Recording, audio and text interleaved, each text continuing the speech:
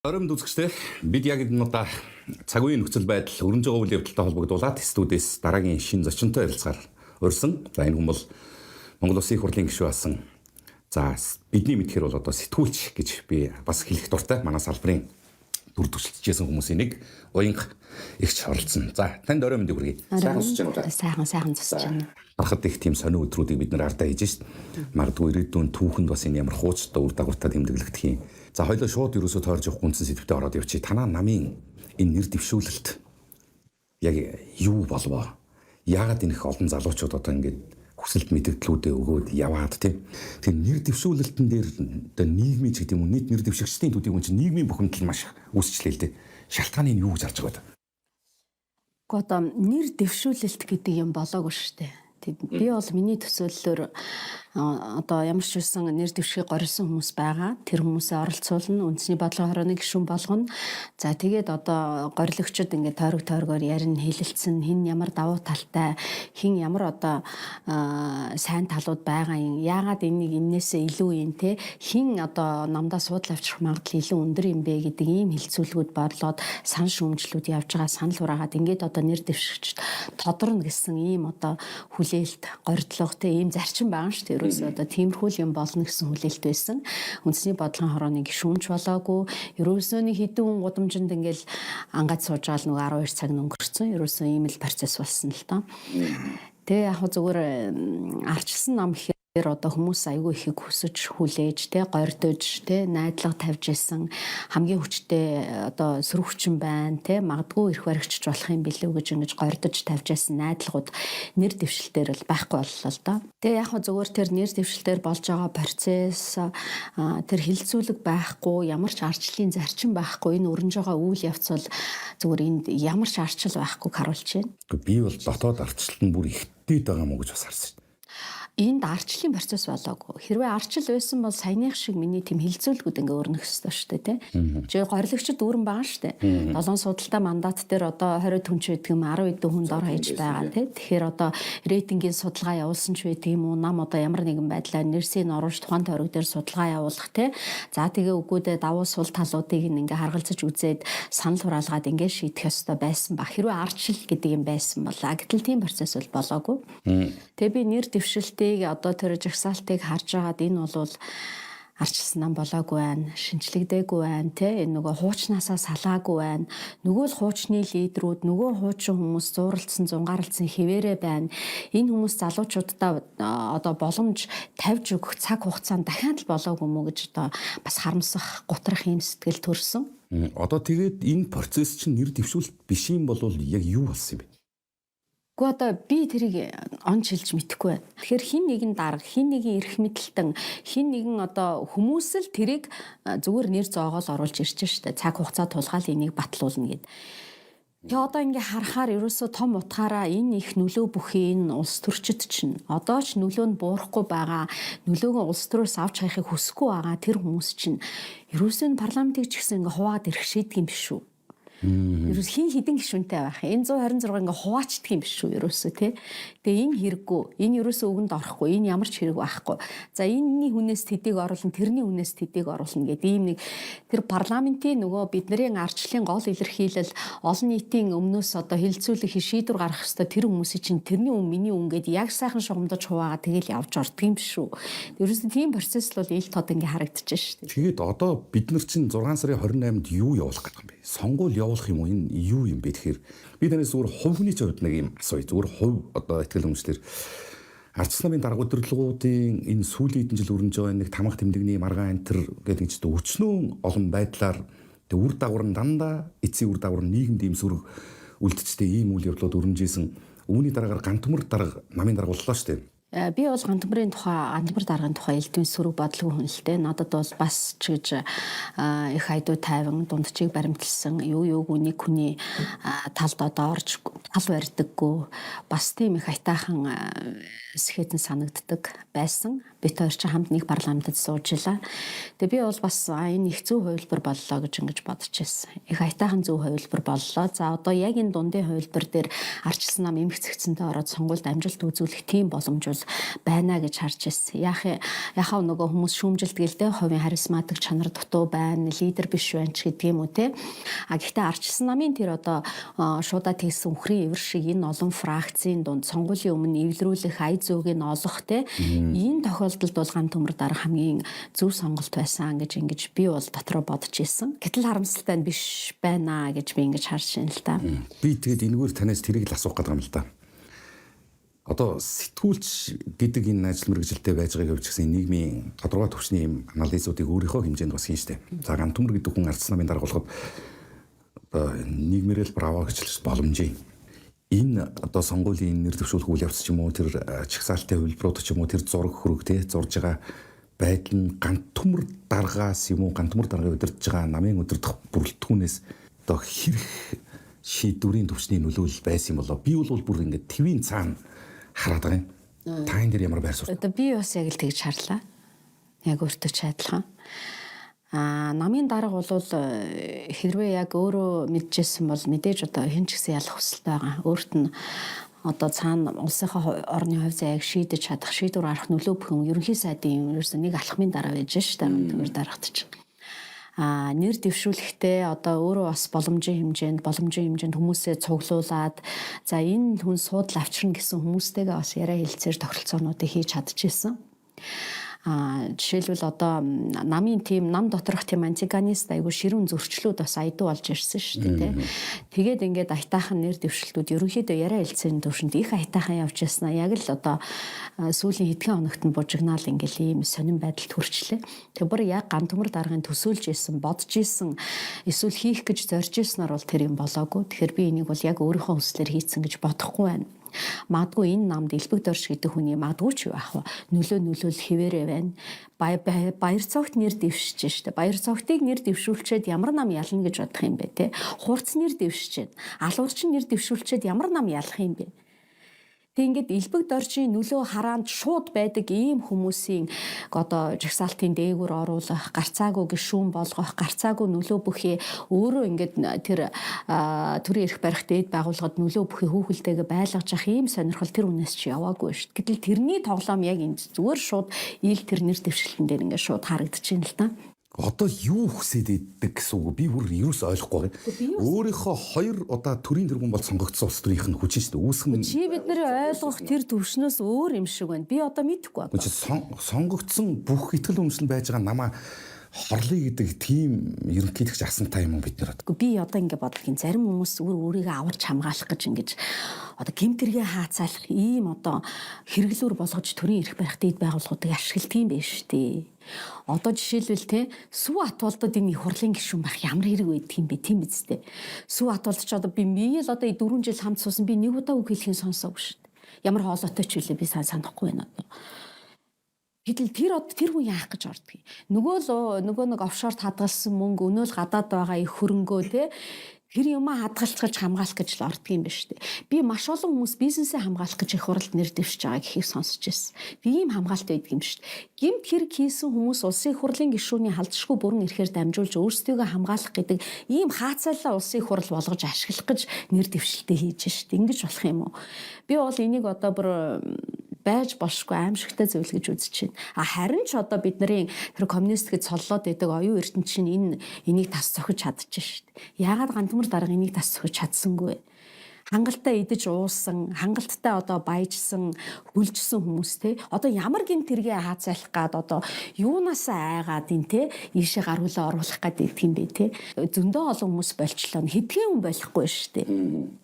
Элбэг дорж болохгүй байна те. Сүв Атуулд болохгүй байна. Хүрэл Баатар болохгүй байна. Энд болохгүй байгаа хүмүүст чи ямар нэг юм байгаа юм шүү.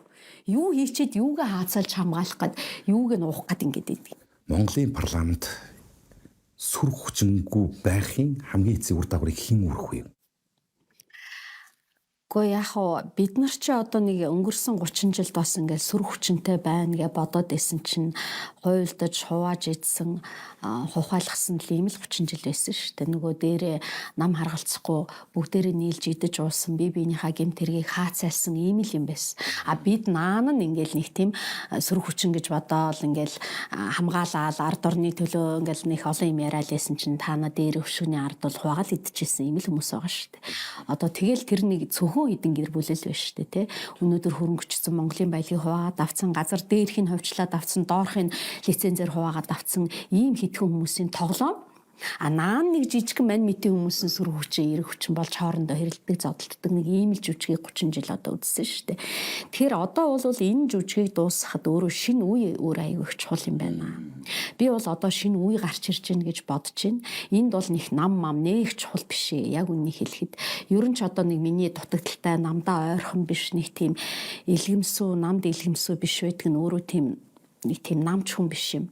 Ерөөсөө би энэ сэтгүүлчнийхээ хувьар ч юм уу энэ тогтолцоог энэ системийнх нь хувьд хараад ерөөсөө энэ явж байгаа чиг хандлах хэн зөв буруу гэдгийг намын нүдээр биш өөр нөгөө нийгмийн нүдээр хардаг учраас л одоо бас нэг намч байж чадахгүй зовлон бол надад байна. Тийм учраас бас нэг намын хүн байж чадахгүй ямар сандаа хүмүүс намайг аль намаас нь арчилсан намын хүн байсаар байтал аль намаас нэр дэвших гэж байгаа ингэж асуудаг байх энэ төр жишээтэй тий.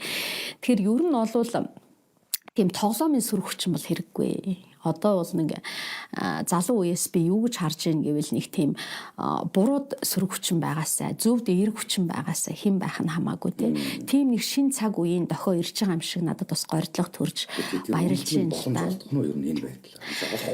Яг уу би бол ардын намын нэр дэвшилтийг хараад бас айгүй дайггүй санагдсан. Маш дайггүй санагдсан. Тэгэхээр энэ бол үеийн ялгаа алдаа, үеийн ялгаа яалтчгүй оюун эрдэнэ энэ өөр хийж гэн, өөрөөр хийж чадчихээн. Сүү Батуулдыг нясалж чадчихээн. Яг Хүрэл Баатрыг чадсангүй. Гэхдээ тойрогт нь очихоор сонгогчд нь няслаад өхөөлгүүд дээ. Сонгогчд нь хамжаараа туслаарай тий. Энэ буруу хүмүүс нь холдуулаад өгөөрэй гэж би бас хэлмээр байгаа юм. А зүгээр арчилсан намд болохоор зэрэг энэ хууччуулын нөлөө одоо ерөөсөө эдгээр нөлөөгөө тавихгүй шүү дээ. Одоо Бат үлч одоо сосроор гараад хэвлэлийн уралж хийж ах шиг одоо эдгээр чинь хэдэн жилийн өмнө хэн билээдээ те элбэг дорж тэрийг өнөөдөр Америкаас удирдаал гинсэг намын дарга Солонгост дуудаал одоо за ямар заавар өгөх гэж байгаа юм бүү мэдтэй болохгүй шүү дээ ингэж. Тэгэхээр одоо энийг вэ шүү дээ ерөөсөө миний нэг бодол бол эний чинь яг улс төр бол нэг улаан хевс дэвсээд сарнан дэлбээ цацаад май залуучуудаа ингээд одоо та нар явцгаа гэдэг ийм салбар бол биш л дээ. Хүнд хатуу амаргүй салбар энийг байлдаж олдог. Ерөөсөө байнгын тэмцлэл байдаг ийм салбар шүү дээ.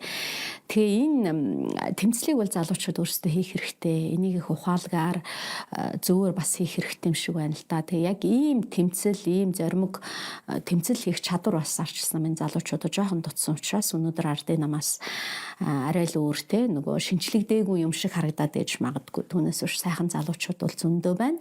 Тийм эр зориг, иргэний зориг, тэмцэл хийх чадвар, эрсдэл хийх чадвар бол арчилсан минь залуучуудад арай бага байна уу гэж ингэж би дүгнж байгаа юм. Намыг арчилсан намыг хэн муухай харагдуулж байгаа юм бэ? Хэн муухай харагдуулж байгаа юм гэвэл энэ хулгай хийсэн, дубан гэрээ хийсэн сайхан бэлэг. Сая доллараар мартдаг баяр цогт хүн алдаг, хүний гар хөрөл болж хүн алдаг алуурчин хурц ингэж идэж уусан ийм муухай бүхнийг удирдах байдаг элбэг дорж эдгээр муухай харуулж байгаа шүү дээ. Яагаад эднийг ойлгохгүй байгаа юм бэ? Яагаад ийм том дүгнэлтээ асуудлуудаа ширээн дээр цацаж тавьж байгаад энэ буруу байна, тэр нь зөв байна гэж байгаад тэр буруугийнхаа эсрэг тэмцэж чаддгүй юм бэ? Тэгээ эн чинь бүр ингэж эвлэрч явсараа байгаад одоо дахиад нэг үеийн дууслаа шүү дээ. Дахиад л нөгөө өөнөр чинь байж шүү дээ. Тэгэхээр би ийм шинэ үе одоо зоригтойгоор арчилсан намд гарч ирэх тийм л одоо цаг үе хүлээгээд байна уу да. Магадгүй эсвэл энэ лидерүүд одоо 30 жилийн турш зарж идсээр байгаад 8-ны хэрэгсэл болгосоор байгаад юусээ нарчилсан намыг чи өхүүлсэн юм шүү. Тэгээ одоо тэгэл нэг өгсөн цогцт нь гартаа угалчаа тэгээ тоглоод байгаа юм биш үү. Тоглоомын хүүхэлдээ шиг тайзны араас харуулад ингээд байгаа юм биш үү гэж бодож байгаа. Тэгээ бас арчилсан намын залуучуудад нэг маш том алдаа байгаа нь арчил бол арчилсан нам гэж ойлгодог. Энэ явцсан ойлголтоосоо салах хэрэгтэй. Арчил бол нийгмийн хаасаагүй байх ёстой, бүх намд байх ёстой. Энэ арчлыг хамгаална гэж бодож байгаа бол тэр арчилсан намыг хамгаална гэсэн үг ерөөсөө биш. Юусоо биш. Арчил бол цорын ганц арчилсан нам юмаа гэдэг ийм догматик, ийм өгшөрсөн, хоцрогдсон бодлоо авч хаяад тэгээд нэг илүү одоо өргөн хүрээнд нь харж арчлыг хаасаагүй бэхжүүлж те алдаа дутагдaltaй талыг нь зас сайжруулж ингэж явж улс төрийн өргөн хүрээнд нь харахгүй бол яг нэг зүгээр л ардын намын эсрэг намчингууд л харагдаад байна шүү дээ. Тэг ийм явцуу бодлосоо салж ээж бас шинэ үе гарч ирэх юм. Тэг яг нэг тийм агуулга байгаад байгаа юм л да. Ардчилсан нам аюулд орлоо. Энэ бол Монголын ардчлал аюулд орж байгаа хэрэг юм аа энэ төр гээл тий. Тэг би таны ярьсан агуулгатаа санал нийлж байна. Гэхдээ биш дээ. Ардчилсан намын залуучууд тэмцдэггүй биш шүү дээ. Тэр тэмцэл эсэргүүцэл байгаа бодит нөхцөл байдлыг гаргаж дийлгэж байгаа залуу болгоны хөшгөлж дайлуулж байна. Тэгэхээр эн чинь яаж тэмцэх юм бэ? Дуурсан болгон өсгөлүүлээд хахаар ингээ гар явж хий гэдэг нэг ийм нөхцөл байдалтай улс төрийн хүчинд зүгээр л нөгөө нэг хүч хаана вэ түүнийг аялдан дагсан л ийм мас болох юм шүү л гэж бодоод байна. Тийм яг тийм болчиход байна. Би бол тэрний нэг шүү дээ. Бац андан гүшүүлсэн тий дуурсан ингээл юм ярьсан хүн болгоныг л зайлуулж штэ. Тэгээ ингээм чин за ингээд намдаа бай инги зарим нэг юм төвчи инги яаж хийж гад нэрх барчи тэгж жаад өөрчлөе гэл ингээл боддог л байх л да. Энд ч бас улс төрчүний дотор байх л бодол тий. Бүх хүн хаалганы өшгөлж гараад байхгүй зарим нь буруу юм ч гэсэн төвчж жагаад тий. Яста тэсэж төвчж жагаад яаж игээд нэрх барчи тий. Тэрний дараа бол юмыг өөрчилж болно гэсэн бодол бас байгаа л да. Хүмүүст байлгүй л яах вэ? Гэхдээ зүгээр миний л хувийн туршлагаар бол хизээж буруутай эвлэрч болохгүй тэмцэж сүрж зогсч л байвал энэ өөрөө ямар ч үр дагавар гарах нь одоо чухал биш юм. Тий, тэр нь чухал биш. Намаасаа хөгжиж болох нь биш. Болно шүү дээ. Тэр юу ч биш. Ер нь нам чи юу ч биш шүү дээ. Яагаад хүмүүс ийм намч болцсон юм бэ? Би гайхаад байна. Гэхдээ ийм л амьдралын философи бүр ингээд суулгацсан юм шүү. Харин тий. Гэхдээ намыг чинь зүгээр л ашиглах л ёстой шүү дээ. Энэ намын чинь энэ улс орны сайн сайхны төлөө, энэ ирээдүйн төлөө хэрэгтэй үедээ тэр намаа л ашигла. Тэр чинь хэрэглүү шүү дээ. Энэ намыг бүр зорилгоо болгочих юм. Энэ нам хэлэх ёстой. Энэ нам нь төрөхөд минь байсан, үхэд минь байсан, өвөө эмээ минь хайр минь дурлал минь ерөөс энэ намаа зорилго болгоч, бүх юмаа болгочих юм.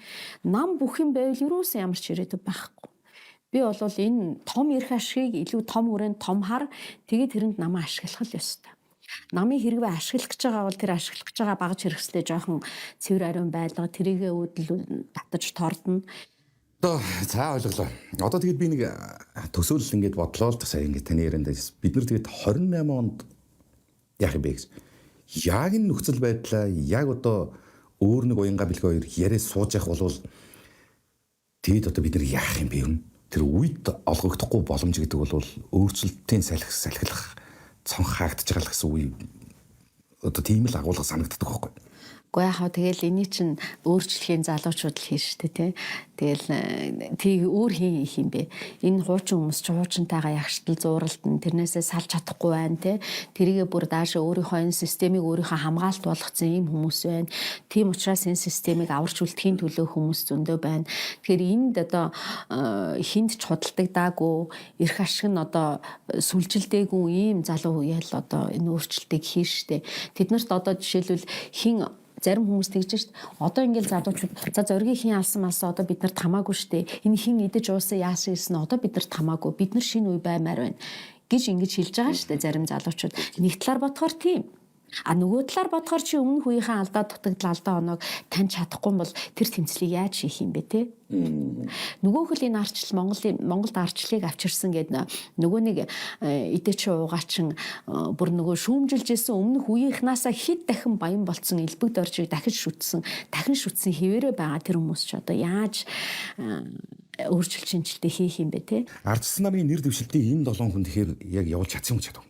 Энэ 7 ч нэр дэвшүүлэх комисс байлаа шүү дээ. Та болохоор энэ 7 бол зүгээр зургнууд юм аа гэдэг агуулга хэлээд байна шүү дээ. Жинхэнэ одоо тодруулсан хүмүүс нь хол байна, Америкт байна, одоо Солонгос зарим нь уудж ийн гэдэг ингээд. Тийм. Гэхдээ яг энэ бол зүгээр л хэлбэрэн шүү дээ. Хэлбэрэн тийм. За ямар ч байсан саяны нэр дэвшилт бол яг л одоо элбэгдорж гэдэг хүний парламентод гар хүлээ ахиухан шургуулах гэсэн тийм л оролдлого, тийм л хичээл зүтгэлийнх нь үр дагавар арчилсан намыг бодоолголоо. Тийм. Түүнээс бид биш. Саяны нэрээ татж байгаа залуучууд биш байхгүй юу да. Тэрнээс хойш өдөрт хит хитээр ингээд энэ нэр татах процессууд явж штэ. Яг айгүй өвтэйхэн залуучууд нөгөө таны хүсээд байгаа үе ингээд том мэдгэлүүд хийгээл ингээд сошиал дээр тавиад татаад штэ. Тэгээ энийг харахаар танд ямар мэдрэмж төрж ийн юм? Тэр залуучууд мэдээж харахад бол сайхан залуучууд байна лээ.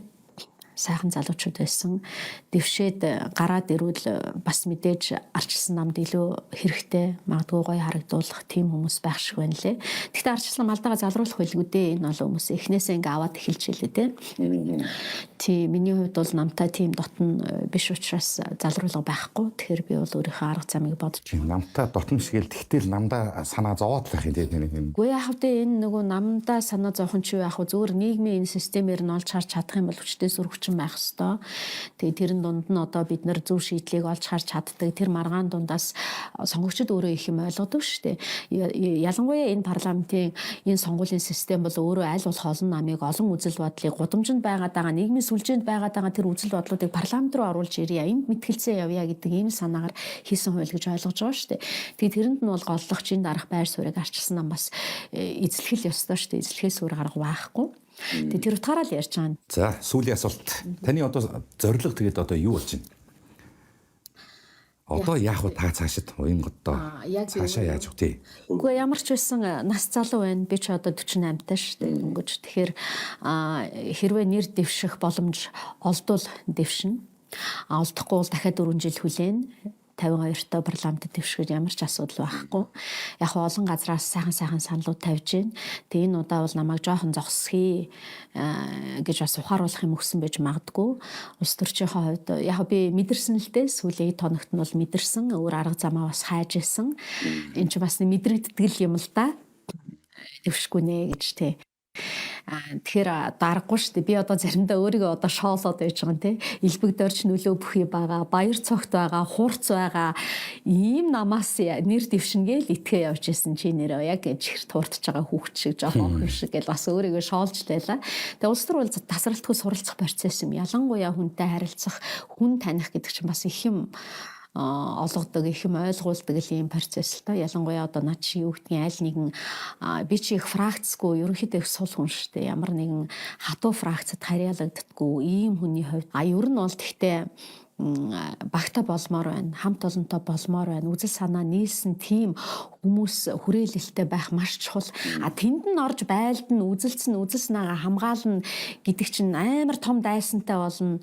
Аюулгүй хэцүү ажил. Энэ хэцүү ажлаас дандаа хаширч ирсэн тий. Тэгээ өнөөдөр харин энэ удаа харин зориглоод миний хоёр найз мөнх баясгалан утгаа хоёроор нь орж яваад би маш их баяртай байгаа. Яг ингэж зориулж орох хэвээр. Өөрсдөө ингээл хүрээлэл ингээ гоё алга ташуулдаг ийм ард олны хүрээлэлээ бий болгоцсон тэр комфорт зондоо бүгдээрээ ингээл жаргаал те магадгүй чи ч гэсэн дараагийн сонгуульд нэр дэвших хэрэгтэй болж магадгүй энэ юм сайнаар ч явах юм уу муугаар ч явах юм уу тэгвэл чи шүүмжилж байгаа бол чи үзэл бодол чинь тогтцсон бол энэ үнэхээр болохгүй юм байна өөрчлөх ёстой байна гэж бодож байгаа бол тэр дайсантай болохоос тэр чичлүүлэхээс олон хараалтанд байхаас айхгүй ишээ орох шаардлага гарна. Тэгээ миний парламентод орох гэж байгаа хэрэгцээ бол энэ л юм шүү дээ. Тэмцлийн л нэг арга шат. Түүнээс би карьер хөөдөг улс төрч биш. Би дарга сайд болох гэдэг улс төрч биш. Намтраа баяжуулах гэж байгаа хүн биш. Би бол нийгмийг өөрчлөе л гэдэг ийм одоо карьерист биш одоо илүү хувьсгалч тал руугаа л тийм улс төрч шүү дээ. Тэгээ тийм боломжийг хайж л одоо арчилсан намаас нэр дэвших боломжийг хайсан харамсалтай нь олдсонгүй. За баярлалаа. Баярлалаа.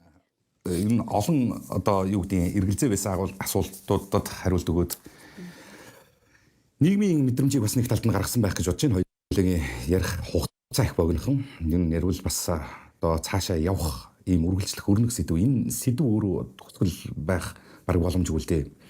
Тэгээд урилга хүлээж авсанд баярлалаа. Танд ажилд амжилт хүсье. Баярлалаа. За ингээд Улаанбаатарын сонин үргэлжилж байна.